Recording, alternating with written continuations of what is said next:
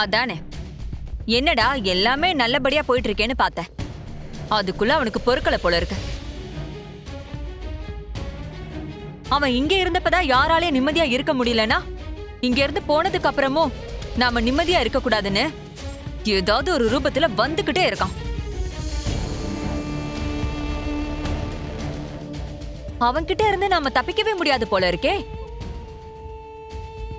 இது என்ன கொரியரா இருந்தாலும் எனக்கு தேவையில்லாததுதான். கிழிச்சு வெளியில தூக்கி போடுங்க. இந்த வீட்ல இது இருக்கவே கூடாது.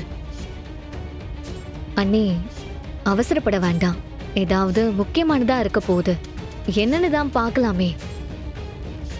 அவனே எங்களுக்கு முக்கியம் இல்லைன்னு சொல்லும் போது அவன் அனுப்பின கொரியர் மட்டும் எதுக்கு? முதல்ல அதை தூக்கி போடுங்க. செல்வநாயகி, கொஞ்சம் அமைதியா இரு.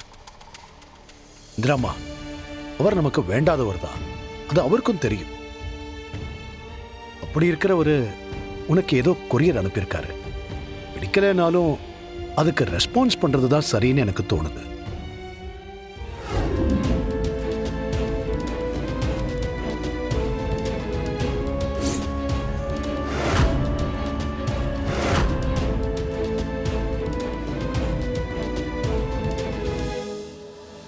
ஆட, அதுல அப்படி என்னதான் போட்டிருக்குன்னு சொல்லுங்களேன் யாராச்சு. அந்த ஆளு இந்திராணிக்கு டிவோர்ஸ் நோட்டீஸ் அனுப்பியிருக்கான்.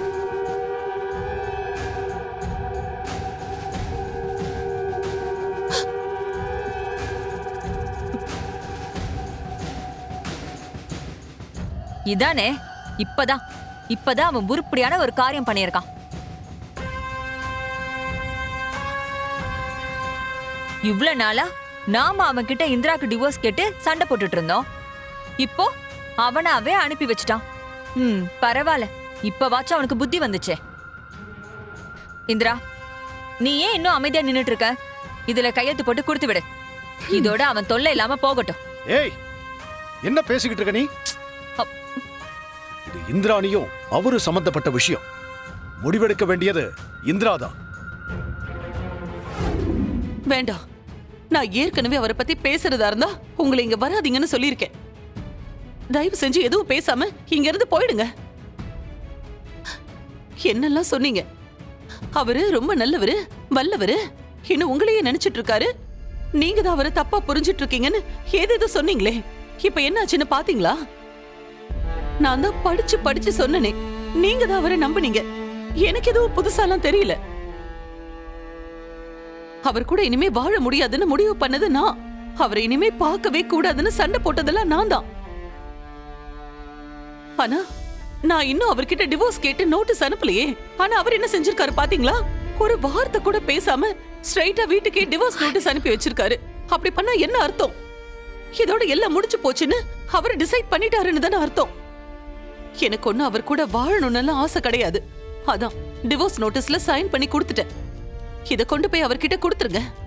இனிமே அவரை பத்தின பேச்சு எடுத்துக்கிட்டு இந்த விஷயத்துல நீங்க தலையிடாதீங்க. அண்ணி, என் கண்ணை பார்த்து சொல்லுங்க. உங்களுக்கு செழியன் அண்ணன் கூட வாழணும்னு விருப்பம் இல்லையா? யோ மாமா, உனக்குலாம் கொஞ்சமாச்சும் அறிவு இருக்கா இல்லையா? ஏய் சிவா, இப்ப எதுக்கு நீ இவ்வளவு டென்ஷன் ஆகுற? நீ பண்ணிருக்க வேலைக்கு நான் அப்படியே உன்னை கழுத்தை நெரிச்சு கொன்றுவ பாத்துக்க. ஏய், நீ சொல்றத பார்த்தா என் கழுத்தை நெரிச்சு கொன்றுவ போல இருக்க. ஏன்டா என் மேல உனக்கு அவ்வளவு கொலவெறி? நான் உன் அக்கா புருஷன்டா. ஓ, உனக்கு இன்னும் அந்த நினைப்பு வேற இருக்கா? அப்புறம் எதுக்கு டிவோர்ஸ் நோட்டீஸ் அனுப்பியிருக்கீங்க?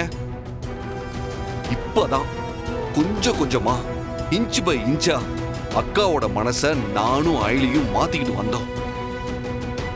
கூடிய சீக்கிரமே அவங்க முழுசா மனசு மாறி உங்க கூட சந்தோஷமா வாழுவாங்கன்னு நினைச்சிட்டு இருந்தோம். அதுக்குள்ள இப்படி டிவோர்ஸ் நோட்டீஸ் அனுப்பி வச்சு எல்லாத்தையும் கெடுத்துட்டீங்களே. டேய், நீங்க இன்ச் இன்ச்சா போறதுக்குள்ள என் ஆயுசே முடிஞ்சிடும் போல இருக்கு. அதான் டிவோர்ஸ் நோட்டீஸ பார்த்தாவது இந்திராணி மனசு மாறுவான்னு நினைச்சு டிவோர்ஸ் நோட்டீஸ் அனுப்பி வச்சேன். இந்த பாரு, நான் அப்படி பண்ணதுனால தானே இப்ப நீ என்கிட்ட வந்திருக்க. எப்படி ஐடியா? ஆமா, இத பார்த்த உடனே இந்திராணி ரியாக்ஷன் எப்படிடா இருந்தது? அத சொல்லுடா முதல்ல. அத தெரிஞ்சுக்கதா நான் ரொம்ப ஆர்வமா இருக்கேன். ஓயாயோ, உன் ஐடியா கொண்டு போய் குப்பையில போடு. என்னடா இது? உங்க அக்கா சைன் பண்ணிருக்கா? சிவா, அவ இப்படி பண்ண மாட்டான்னு தான் நினைச்சேன் சிவா. இப்ப எனக்கு ஒண்ணுமே புரியலடா. உண்மையிலேயே அவ தான் சைன் பண்ணலா? சொல்றா. பின்ன நானா சைன் பண்ணிருக்கேன்? அதுல இருக்கிறது அவங்க சைன் தானே. இத பார்த்துட்டு 10 நிமிஷம் கூட வெயிட் பண்ணல. எதுவுமே பேசாம உடனே சைன் பண்ணி என்கிட்ட கொடுத்து உங்ககிட்ட கொடுத்துட்டு வர சொன்னாங்க. அதான் நான் எடுத்துட்டு வந்திருக்கேன். வச்சுக்கோங்க. இனிமேலாச்சு நிம்மதியா இருங்க. Good bye. நான் வரேன். ஏய் சிவா சிவா சிவா, இது நான் ஏதோ ஒன்று நினைச்சு விளையாட்டு தானே பண்ணேன். நீயும் இதை இப்படி சீரியஸா எடுத்துக்கிட்டு பேசுற? ஓ, நீங்க பண்ண வேலைக்கு உங்களை மடியில உட்கார வச்சு கொஞ்சுவாங்களா? அக்கா தான் ஏற்கனவே உங்க மேல கோவமா இருக்காங்கன்னு தெரியும்ல. அப்படி இருக்கும்போது நீங்க உங்களை டைரக்டா அப்செட் பண்ற மாதிரி பண்ணலாமா? யோசிக்காம உங்க இஷ்டத்துக்கு பண்ணிட்டீங்கல்ல. இப்போ அதோட ரியாக்ஷனை பாத்தீங்கல்ல? இல்ல மாமா, நான் தெரியாம தான் கேக்குறேன். அக்கா தானே அவங்க கூட வாழ முடியாதுன்னு முடிவு பண்ணிட்டு போனாங்க. ஆனா அவங்க ஏன் இது வரைக்கும் உங்களுக்கு டிவோர்ஸ் நோட் அனுப்பலன்னு யோசிச்சு பாத்தீங்களா? ஏன்னா அவங்களோட மனசுல இன்னும் உங்க நினைப்பு இருந்துகிட்டு தான் இருக்கு. ஆனா அவங்களோட ஈகோ தான் அதை வெளிக்காட்ட விடாம தடுத்துக்கிட்டு இருக்கு. ஒரு வகையில யோசிச்சு பார்த்தா நீங்க தான் அக்காவை ரொம்ப சோதிக்கிற மாதிரி தெரியுது. ஏன்டா அப்படி பேசுற? அன்னைக்கு ஸ்டேஜ்ல வச்சு மோனிகாவுக்கும் உங்களுக்கும் மேரேஜ் ஆக போதுன்னு அனௌன்ஸ் பண்ணி வச்சீங்க. அப்புறம் வீட்டுக்கு வந்து வேணும்னு அக்கா முன்னாடி எங்களை உங்க என்கேஜ்மெண்ட்டுக்கு இன்வைட் பண்ணீங்க. அதுக்கு மோனிகாவே வந்து இன்விடேஷன் கொடுத்துட்டு போனா. இப்ப இது இங்க பாருங்க, என் அக்கான்னு இல்ல, சாதாரண எந்த பொண்ணாலும் இதை தாங்கிக்கவே முடியாது. யாருமா நீ? என்ன வேணும்? அண்ணே, இந்த வீட்ல சம்பத்துன்னு ஒருத்தர் இருப்பாரே, அவர் எங்க போயிருக்காருன்னு உங்களுக்கு தெரியுமா? அவருக்கு நீ என்ன வேணும்? என் பேரு அயலி. அவர் என் தாய் மாமா தான். சின்ன வயசுல நான் இங்க வந்திருக்கேன். சம்பத்து உனக்கு தாய் மாமாவா? அவர் இந்த வீட்டை காலி பண்ணிட்டு போய் 1 மாசம் ஆச்சேம்மா. தாய் மாமன்னு சொல்ற? ஏன் அத பத்தி அவர் உங்ககிட்ட சொல்லலையா? அண்ணா, அவர் உங்களுக்கு பழக்கமா? வீட்டை காலி பண்ணிட்டு போகும்போது ஏதாவது சொன்னாரா?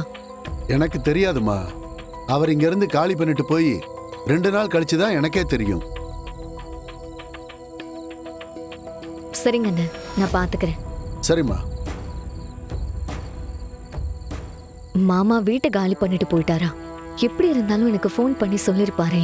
ஆனா என்கிட்ட கூட சொல்லாம எதுக்கு போனாரு?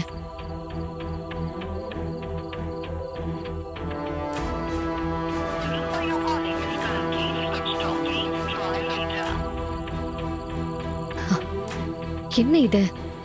மாமாவோட நம்பர் ஸ்விட்ச் ஆஃப்னு வருது. எங்க போயிருப்பாரு? 1 மாசத்துக்கு முன்னாடி தான் வீட்டை காலி பண்ணிட்டு போயிருக்காரு. அப்பதான் அம்மாவோட நியூஸ் ஸ்ப்ரெட் ஆக ஆரம்பிச்சது. மாமா அதுக்கப்புறம் தான் இங்க இருந்து போயிருக்காரா?